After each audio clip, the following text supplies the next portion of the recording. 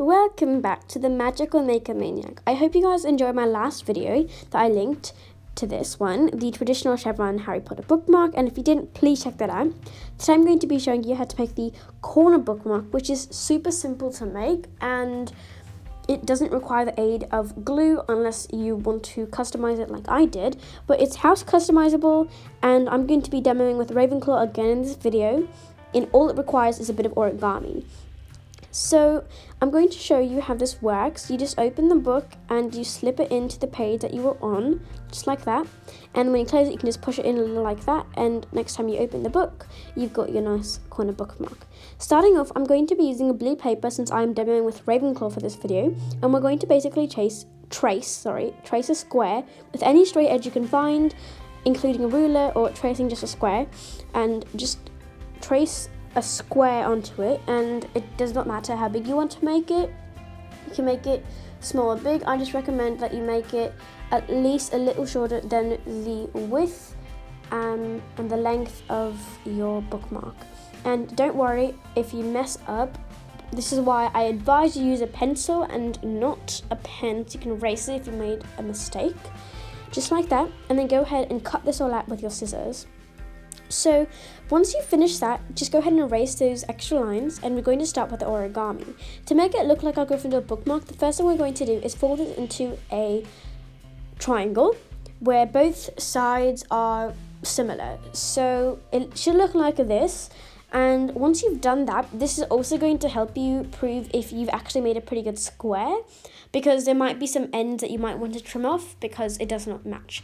So I've just had a couple ends that I don't think match up quite nicely or line up, so I'm just cutting those off so I can make this proper square. Alright, so I've about done with that. We're going to start off with the next part of the origami, and we're going to take those two pointy ends that are like that, and we're going to fold them so that they meet up with the top tip. And if you're facing problems like this where it doesn't properly meet up, just go ahead and fold it, refold it, and then snip off the extra ends. Now once that's done, just fold it up the same way so you have a small square now. This is going to be the actual size of your bookmark, and with any bone folding tool that you have, or just your nails, just fold that and crease it. Now we're going to take one of the layers, and fold it back down in those creases, and we're going to pull those two sides up. So now that it looks like this, we can use our little flaps and put them inside that folded down part. And now you literally have finished your corner bookmark using very simple origami. It was really fun to make, and this could be where you end it, but I wanted to customize it a little, so I am going to be using the grey for the customizing. You could also be doing this exactly opposite, but an easy way to do this for my method is just make the markings of where the half circle is, and with any straight edge you can find, go ahead and match it up to those two endings and trace them. And this is going to be the triangle that should, when you cut it out, it should fit on your folded triangle section of your bookmark. So once you finish cutting it out, just go ahead and match it on top of that, and it fits pretty perfect for me. If you want to make it a bit longer so it falls under the flaps, that's alright, but I didn't decide to do that.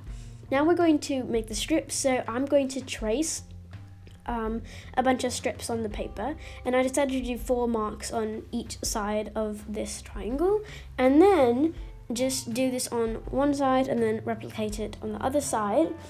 And then what I'm going to do is I'm going to shade out the little pieces that I'm not going to use.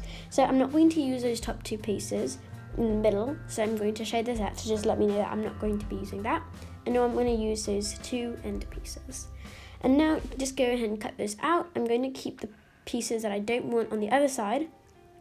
And once you get to the middle part, you can just cut the whole chunk off. Don't need to make it into strips. You can use that at the very end if you'd like.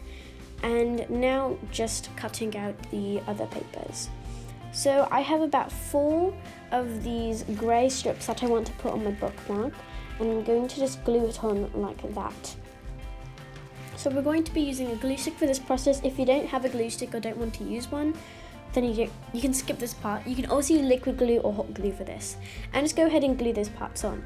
If you wanted, you can elongate, you can make it a bit longer when you cut the strips out so that they fold underneath the flap, so there's no space, but I decided that it really didn't matter to me. And once you've finished gluing it on, it should look pretty nice. Just go ahead and make sure you put enough glue on it, because you don't want this to fall off.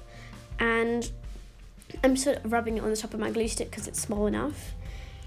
And there, that's my glue stick. It's all done. It works really nicely. I really like this bookmark, and I hope you guys also enjoy this video. It is a bit smaller than my other bookmark, my Gryffindor bookmark, but I don't mind that really much. And your paper should look like this when you put it on. And yeah, also if you didn't watch my videos, these are what all my bookmarks look like that I created in this video. I hope you guys enjoyed this, and I'll see you later. Bye.